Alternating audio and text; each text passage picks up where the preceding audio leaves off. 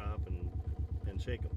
Don Gallagher is driving through his cherry tree orchard in Michigan. So this is the second year in a row we've been froze out on these. Most of these trees have already been harvested, but Don and his family are out one bright day to pick what's still on the branches so they can stock a farm stand.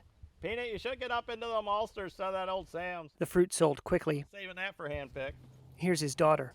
This morning we put out 24 quarts and we're down to 6 quarts. It's a bit of bright news in otherwise hard times. A cold snap in late April bit hard. Oh, it got so extremely cold. We lost 3/4 of our dark sweets, half of our briners, and all of our sour cherries, tart cherries. Trump-era cuts have hit rural services, from farm worker visa processing to agricultural research. One family farm here hires part of their farm labor from Guatemala. The crew arrived shorthanded and weeks into harvest because the process of securing their federally approved H-2A agricultural worker visas in Guatemala City was delayed. Cherry producers say a U.S. Postal Service reorganization is moving fresh fruit boxes slower to some customers, so farmers are paying more to send them through private carriers. And scientists are not sure if they'll receive grant reimbursement for research into cherry diseases that farmers rely on, given Washington's funding cuts to universities and USDA programs. It's all squeezing the $227 million U.S. tart cherry industry hard. It's just hard to be a farmer, and that's it.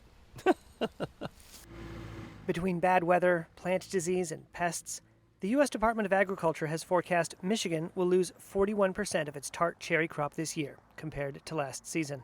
USDA expects Northwest Michigan to show the state's sharpest year-over-year decline in the state's smallest crop since 2021. Emily Mizio owns Cherry Bay Orchards.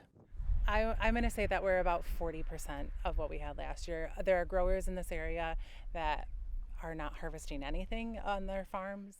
Thank you so much. Traverse City, Michigan calls itself the cherry capital of the world. On the city's northern edge is the Northwest Michigan Horticultural Research Center, a 137-acre test farm. We do horticulture research, entomological research, and plant pathology.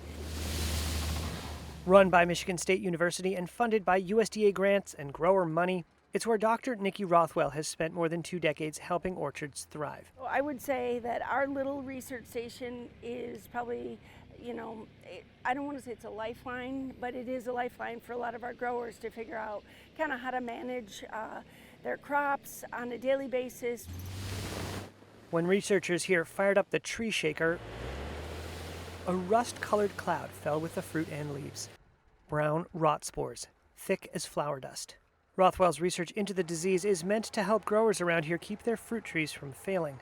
She's unsure if the Trump administration will continue to fund it. This month, she's submitting final paperwork for a $100,000 USDA grant awarded under the Biden administration for a climate-related disease study.